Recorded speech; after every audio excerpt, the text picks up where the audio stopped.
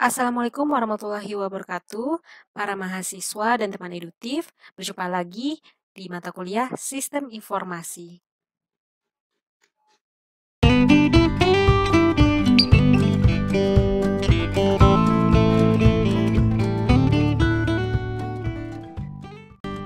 Pada video part kedua ini, kita akan membahas materi informasi.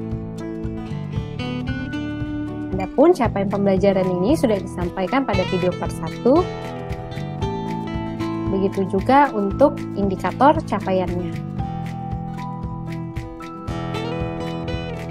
Untuk subpokok bahasan pada hari ini meliputi pengertian informasi dan pemakai informasi.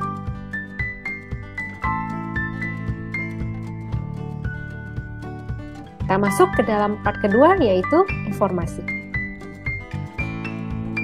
Telah kita pelajari pada video part 1 bahwa informasi adalah hasil pengolahan data yang memiliki makna bagi yang menerimanya. Lalu bagaimana membedakan data dan informasi? Di sini ada data. Nah, data itu ada berupa sejumlah kata dan angka ya, yang jika kita baca secara langsung itu tidak memiliki arti. Namun ketika kita lakukan proses sorting ya terhadap data tersebut, maka hasil dari pemrosesan tersebut ada nama kandidat mahasiswa berprestasi. Nah, informasi ini nantinya dapat dijadikan sebagai dasar pengambilan keputusan apakah nama ini akan diajukan ke dalam kandidat mawapres universitas. Nah, seperti itu. Jadi informasi itu bedanya dengan data adalah dapat dijadikan sebagai dasar pengambilan keputusan. Ayo kita lihat contoh sederhana lainnya, misalnya membuat pizza. Ada bahan mentah yaitu tepung, telur, susu. Nah, ini adalah data, sedangkan prosesnya yaitu mengadon, kemudian memanggang gitu ya. Outputnya itu adalah pizza.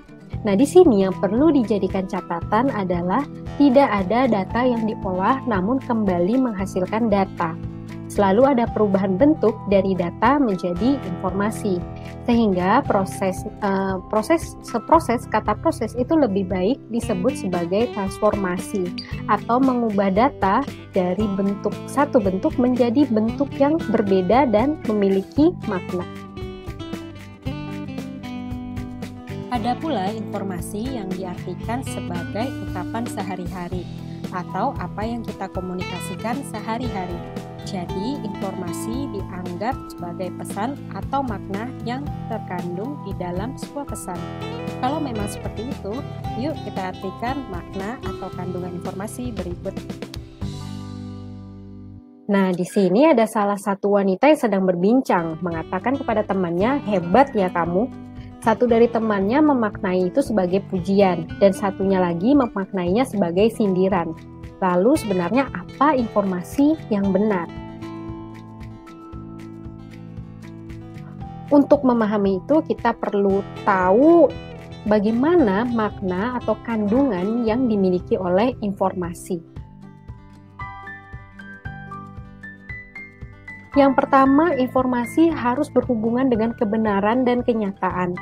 Jangan sampai hal yang salah kita yakini sebagai hal yang benar. Untuk itu, kita perlu memastikan kebenaran dan kondisi kenyataan dari informasi yang kita peroleh. Kemudian yang kedua, informasi harus bermakna bagi yang menerimanya. Sebagai contoh, saya mengumumkan IPK semester kepada teman-teman dan kepada adik kecil saya.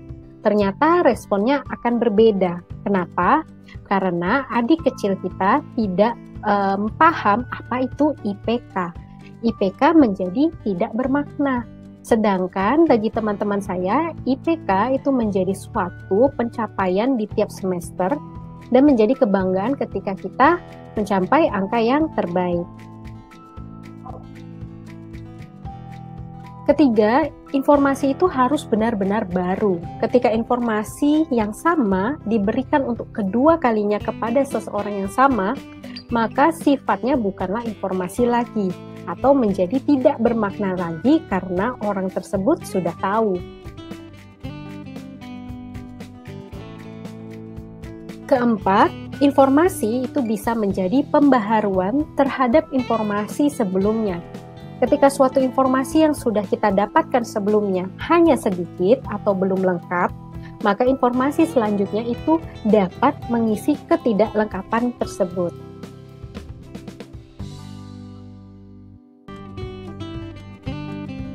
Kelima, informasi itu bisa memperbaiki, mengoreksi suatu misinterpretasi atau informasi yang salah yang sebelumnya sudah kita terima.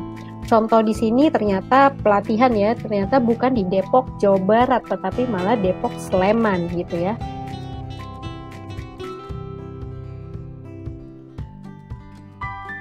Dan yang terakhir, informasi bisa menjadi penegas dari informasi yang sudah kita terima. Nah, informasi ini biasanya diperoleh dengan diawali permintaan terhadap kepastian akan kebenaran dari informasi yang kita inginkan. Sehingga informasi selanjutnya itu menjadi penegas atau untuk membenarkan.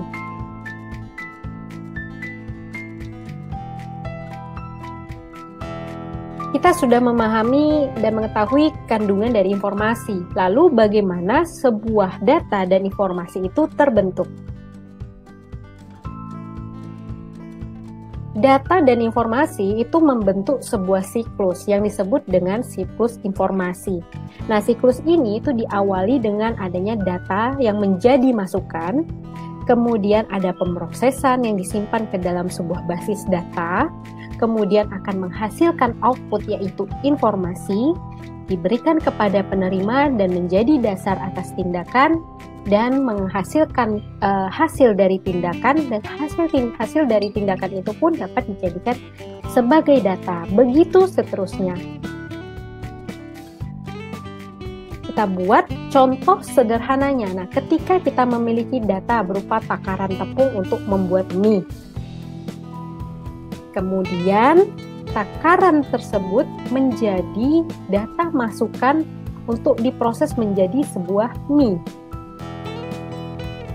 Pemrosesan itu akan disimpan ke dalam sebuah resep sebagai model acuan dalam pemrosesan.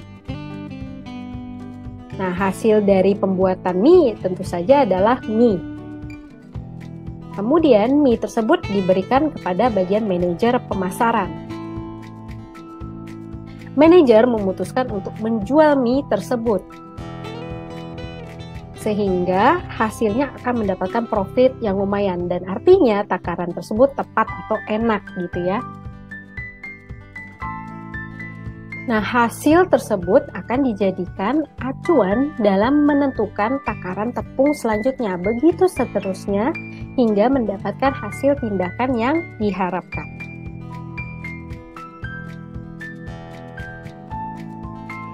Lalu bagaimana kita mengetahui bahwa informasi yang kita berikan gitu ya, itu merupakan informasi yang dikatakan layak atau bernilai.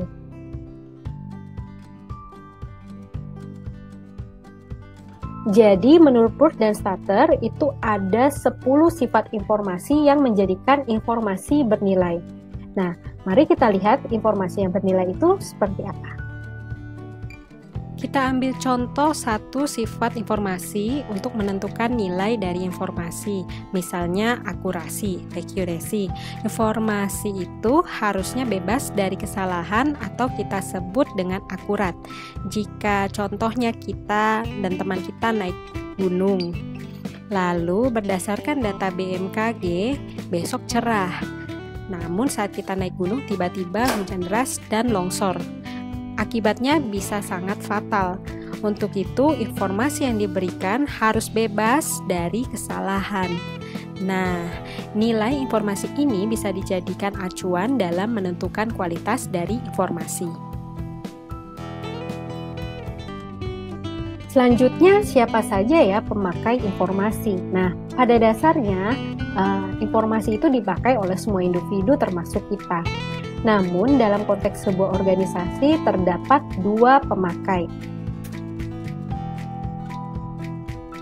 Yang pertama adalah pemakai internal, yang kedua adalah pemakai eksternal. Pemakai internal adalah pihak yang berada atau bekerja pada organisasi tersebut.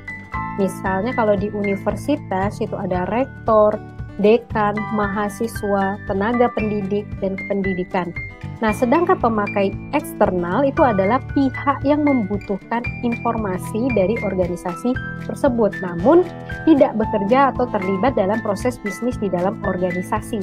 Nah, contohnya misalnya di universitas mungkin pihak bank yang ngurus pendaftaran ulang mahasiswa, pihak pajak atau badan pemeriksa keuangan, dan lain-lain.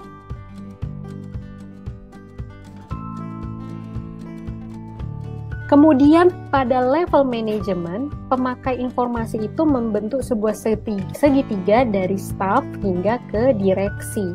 Nah, pada level staff ini akan banyak bermain dengan data. Di supervisor itu menjadi laporan kinerja yang spesifik, terus hingga naik hingga ke direksi itu menjadi bentuk yang sangat spesifik dan padat. Kemudian pada level direksi, sebuah keputusan, kebijakan, instruksi pekerjaan itu akan dibentuk berdasarkan pada pengetahuan dan laporan kinerja yang diberikan oleh level di bawahnya. Nah, nanti kebijakan instruksi itu akan diberikan kepada level di bawah direksi.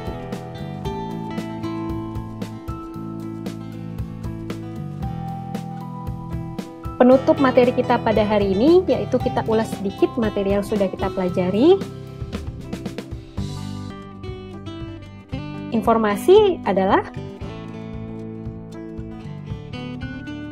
ya benar sekali, data yang diolah dan memiliki makna bagi yang menerimanya.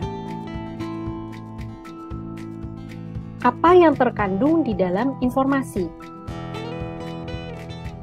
Ya, kebenaran dan kenyataan, sebuah makna bagi penerimanya, kemudian dia bersifat baru, bersifat pembaharuan, bersifat mengoreksi, dan menjadi sebuah penegas. Kemudian bagaimana data dan informasi itu terbentuk? Data dan informasi itu terbentuk dalam sebuah siklus informasi. Lalu siapa pemakai informasi dalam lingkup organisasi? Ya, benar sekali, ada dua, pemakai internal dan pemakai eksternal. Berakhir pada kesimpulan, berikut adalah kesimpulan dari materi kita hari ini. Kesimpulan materi kita terkait informasi pada hari ini, jadi informasi adalah hasil pengolahan data yang terbentuk dalam sebuah siklus informasi. Kandungan informasi harus diyakini kebenarannya, memiliki makna, bersifat baru, dapat digunakan sebagai penegas informasi yang ada, atau memperbaiki kesalahan informasi yang lalu. Informasi pada level perusahaan dan manajemen itu digunakan oleh pemakai internal dan pemakai eksternal yang terbagi atas 4 tingkatan: pemakai staff, supervisor, manajer, hingga direksi. Sebuah laporan kinerja itu diberikan kepada level direksi sebagai dasar dalam pengambilan keputusan terkait dengan instruksi-instruksi kerja yang nanti akan diberikan kepada level di bawahnya. Sekian video perkuliahan mengenai informasi pada hari ini. Kita akan lanjut pada video part 3 mengenai pengetahuan. Wassalamualaikum warahmatullahi wabarakatuh.